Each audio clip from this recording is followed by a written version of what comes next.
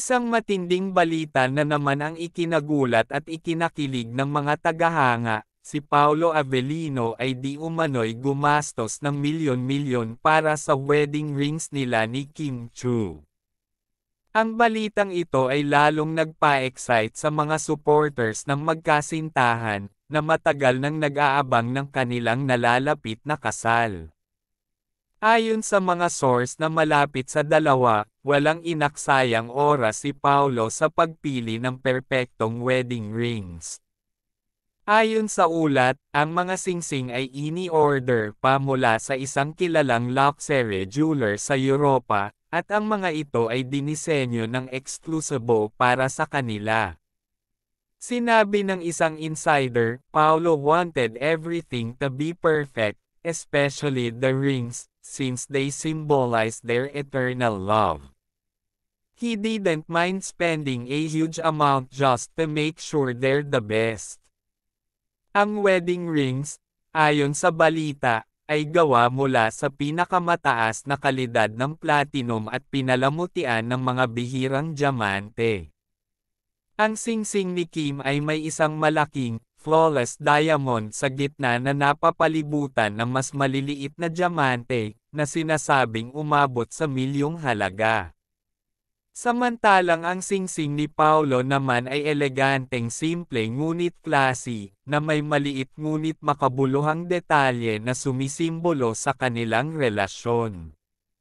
Ang malalapit na kaibigan ng magkasintahan, tulad ni Sian Lim, ay nagpahayag ng kanilang paghanga sa ginawang ito ni Paolo. Ayon kay Sian, Paolo is really the type who goes all out when it comes to the things he values the most. Kitang-kita kung gaano niya kamahal si Kim, and these rings are just a testament to that love. Ibinahagi rin ng isang source na matagal nang pinaplano ni Paolo ang pagbili ng mga wedding rings na ito. Bago pa man sila mag-propose kay Kim, inalam na umano ni Paolo ang sukat ng daliri ni Kim at nag-research ng husto tungkol sa pinakamagandang singsing na pwedeng ibigay. He wanted everything to be perfect. He even consulted with close friends and family to make sure the rings would be something Kim would love and treasure forever, dagdag pa ng source. Ang balitang ito ay lalo pang nagpa-excite sa mga tagahanga ng dalawa, na tila hindi na makapaghintay para sa kanilang nalalapit na kasal. Sa social media, bumuhos ang mga reaksyon ng mga netizens, na karamihan ay nagpahayag ng kanilang paghanga kay Paolo sa kanyang pagiging maalalahanin at mapagmahal na kasintahan. Marami ang nagsabi na ang kanilang kasal ay siguradong magiging isa sa mga pinakang-granding events ng taon.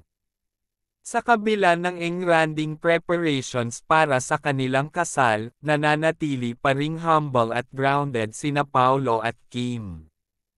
Ayon sa isang malapit na kaibigan, despite the grand gestures, they're still the same Kim and Paolo we've always known, simple, loving, and genuine.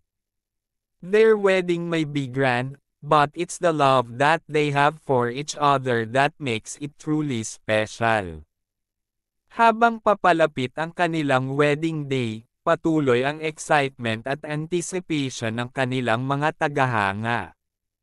Marami ang nag-aabang kung ano pa ang mga susunod na detalye tungkol sa kanilang kasal, ngunit isang bagay ang sigurado, ang kanilang mga wedding rings ay isang simbolo ng walang katapusang pagmamahalan na tiyak na magtatagal habang buhay.